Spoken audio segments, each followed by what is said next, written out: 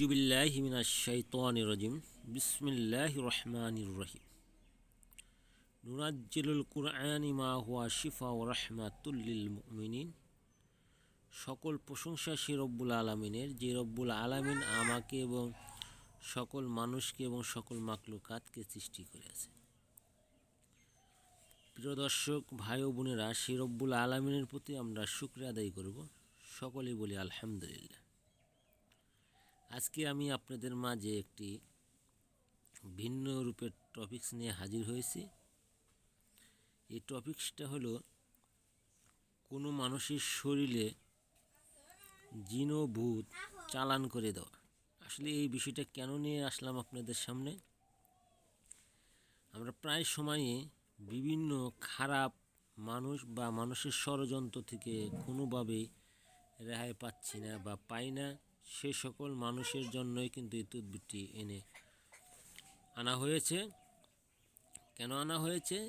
আপনি প্রায় সময় অনেক মানুষের শত্রুতার কবলে, হিংসার বশবর্তার কবলে, মানুষের অত্যাচারে জর্জরিত হয়ে গেছে এবং আপনি একজন তান্ত্রিক বা তান্ত্রিক হিসেবে আপনাকে মূল্যায়ন করে না বা মানে না, বা আপনাকে যেন মানে, বা আপনার মাঝে যে কিছু গুণ ক্ষমতা রয়েছে বা আল্লাহ তাআলা ক্ষমতা দিয়েছে সেটা প্রকাশ করার জন্য, বা আপনি কিছু জানেন সেটা আত্মপ্রকাশ করার জন্য এই মন্ত্র আজকে আপনাদেরকে দেওয়া। এটা কিভাবে দিবেন আর কিভাবে করবেন, কিভাবে করলে আপনাদের কাজ হবে সে বিষয়েই কিছু কথা বলবো এবং আমি আপনাদেরকে সরাসরি দেখিয়ে দেব। এখানে যে নিয়ম রয়েছে ঠিক সেই নিয়মভাবেই করলে তার শরীরে কিন্তু আপনার এই ভূত আচরণ সৃষ্টি হয়ে যাবে বা সে কোনোভাবে সুস্থ পাবে না।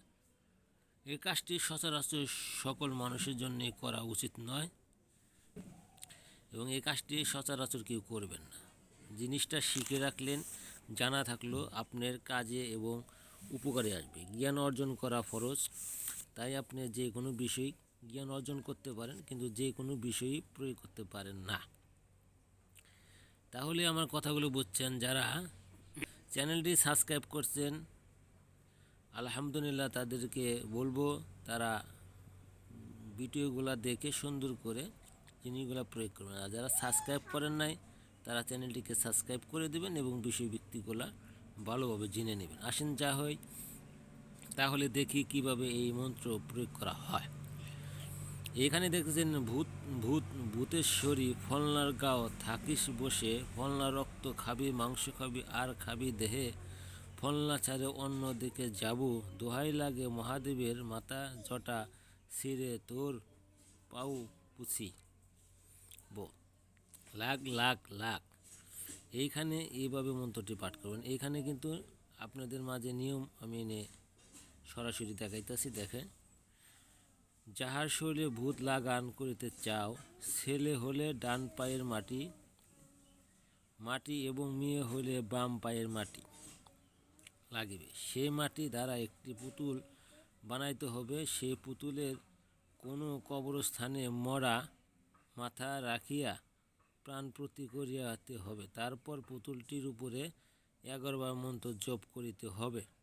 তারপর সেই পুতুলটি শত্রুর বাড়ির চলাচলের রাস্তায় পুঁতে দিতে হবে।